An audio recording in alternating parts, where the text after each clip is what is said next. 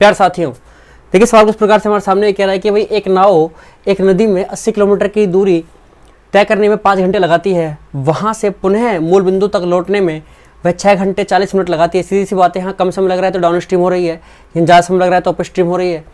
फिर कह रहा है कि नाव की जो शांत जल में चाल है वो बताओ और धारा की चाल बताइए। सर देखिए, इससे रिलेटेड हमें क्वेश्चन पिछले वीडियो में कर चुके हैं।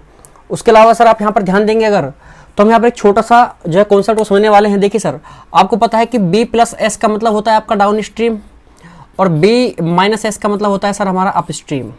अगर हम दोनों को ऐड करेंगे तो यहाँ से मुझे मिल जाएगा 2B = DS + US, और यहाँ से B को कह सकता हूँ कि DS + US/2।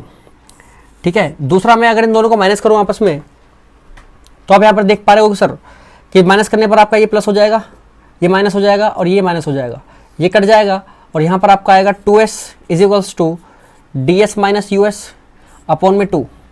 ठीक है, सॉरी DS - US, और ऐसे यहाँ से आ जाएगा DS - US/2। तो हमारे पास यहाँ से जो है सर दो वैल्यू आ गई है सीधी। अगर हमें बोट की शांत जल में चाल निकालनी हो तो हमें down stream plus up stream करके उसको 2 से भाग देना है, और अगर हमें स्पीड ऑफ स्ट्रीम निकालनी हो तो डाउन स्ट्रीम माइनस करना है अप स्ट्रीम को और हमें 2 से भाग देना है। सर हमारे लिए काम आसान हो जाएगा। अब एक बार जरा देखते हैं, यहाँ पर उसने बोला है 80/5। ठीक है, देखिए अगर वो 80 किलोमीटर की डिस्टेंस 5 घंटे में कवर कर रहा है तो इसका मतलब वो क्या कर रहा है सर, वो डाउन स्ट्रीम कर रहा है, पहली बात। ठीक है, तो 5 से इसको काटेंगे, 5 × 5 और 5 × 6 = 30। ठीक है, 5 से 30 यानी कि 16 km/h की स्पीड से वो कर रहा है। अगर मैं यहीं पर अप स्ट्रीम निकालने की कोशिश करूं तो आपको पता है सर 80 किलोमीटर की ही स्पीड उसको द्वारा डिस्टेंस उसको द्वारा तय करनी है, और टाइम कितना लगेगा सर, 6 घंटे 40 मिनट। अगर 6 घंटे 40 मिनट को मैं घंटों में बदलूँ, ये 6 घंटे हैं और 40 मिनट हैं। ठीक है, तो इसको बदलने के लिए क्या करेंगे सर, 6 + 40/160 कर देंगे, 0 0 कट जाएगा तो ये कुछ आपका ऐसा आएगा 20/3। आप इसको सोल्व करके देख लीजिएगा सर। फिर भी चलो मैं कर देता हूँ, कोई बात नहीं।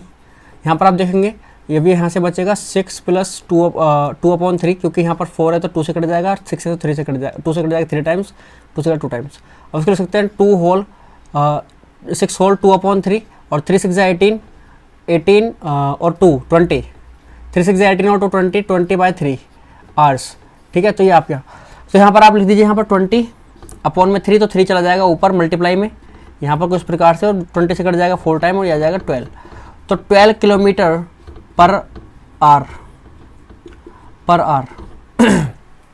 ठीक है सर, तो हमारे पास डाउन स्ट्रीम आ गई, अप स्ट्रीम आ गई। अब कुछ नहीं करना है आपको, यहाँ पर डालना है सर सीधे सीधे।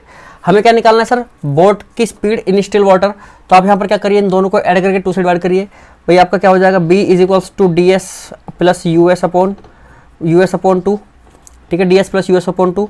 अब DS आपका कितना है भैया, DS आपका 16 + 12/2, यानी कि ये आपका हो जाएगा 6 और 2 8 और 2/2, और ये कटेगा इससे 14 टाइम्स।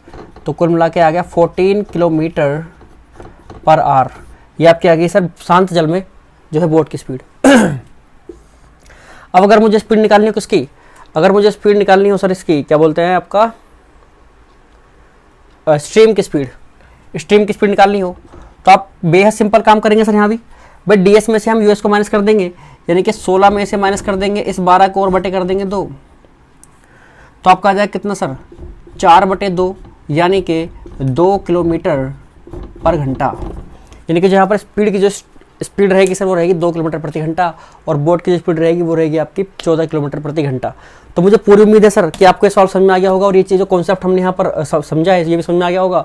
अब मैं ये उम्मीद करता हूँ कि सर आप इस चीज़ को याद रखेंगे, ताकि आपको जो है पेपर में सवाल निकालने में बेहद आसानी हो, आपको बार निकालना ना पड़े ये चीज़ें।